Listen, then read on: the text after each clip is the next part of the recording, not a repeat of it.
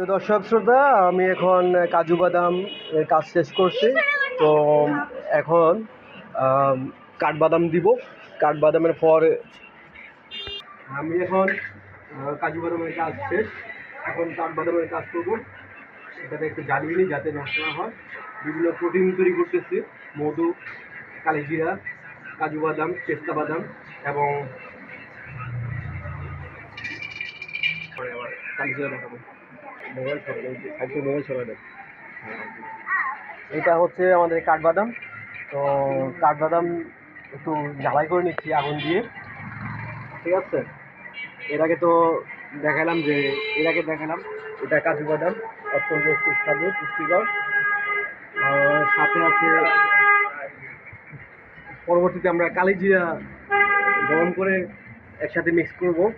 সঙ্গে মধু আছে, মধুটাও ইনশাল্লাহ একসাথে মিক্স করে এখানে আইটেম থাকবে: কাজু বাদাম, কাঠবাদাম, পেস্তা বাদাম, কালিজিরা এবং আখরোট।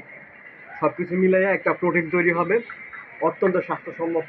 পরবর্তীতে আবার দেখাবো যে এই ভিডিওতে আবার দেখাবো কীভাবে আমরা বয়মজাত করে এটাকে সংরক্ষণ করি।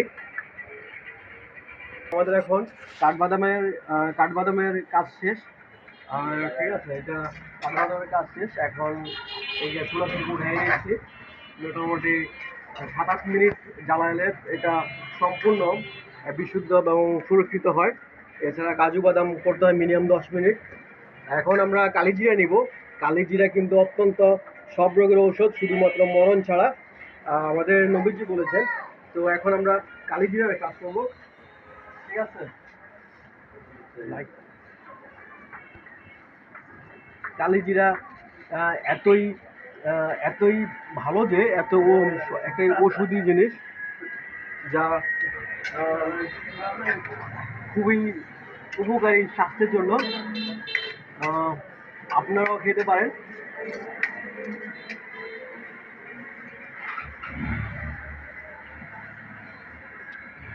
যেহেতু এটা রোদে শুকানো হয়েছে, 2 থেকে সর্বোচ্চ 2 মিনিট বা 70-80 সেকেন্ড নিব জ্বালানোর জন্য, কারণ বেশি পোড়ানোর দরকার নেই, না হলে ভিতরে প্রোটিনটা নষ্ট হয়ে যাবে।